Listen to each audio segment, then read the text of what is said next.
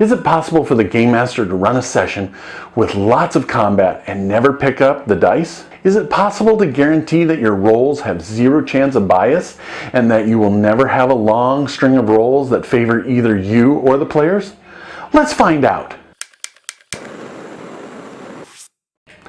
Welcome to the Dungeon Master's Apprentice, and I'm your friendly neighborhood Dungeon Master.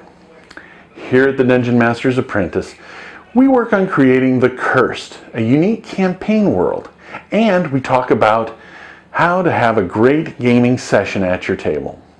This is a Dungeon Master quick tip, so let's get started. Okay, you're at the start of your night's big battle. You get out the d20s and get ready to roll them. Let's see, you say. The blue, purple, and sparkly green ones attack the fighter. The red with white ink and the orange one, they attack the ranger. And the red with blue ink and the white die attack the cleric.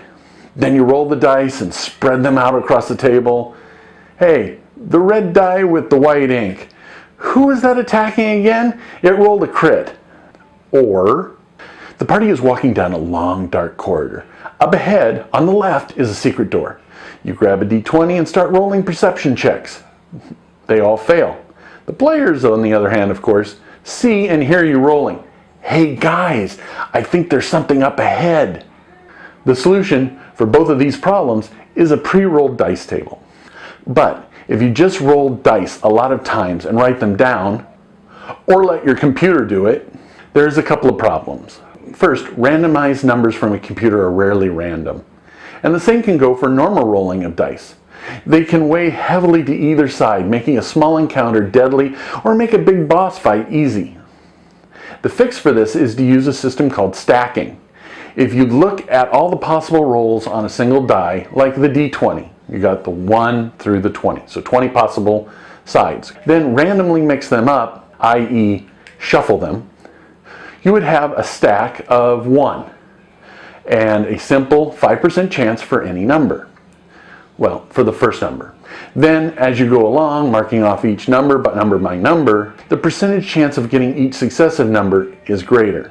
And you have 0% chance of rolling or getting a number that you've already marked off. Conversely, if you had a huge number of sets, say stack 5,000, and mix them up, shuffle them, you would have to go through quite a few numbers before the probability that any one number would change significantly from that approximate 5%.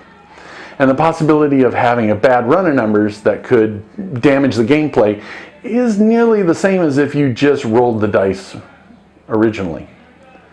The other problem is that a simple list has no mechanism to find the place to start, so most DMs will start at the top.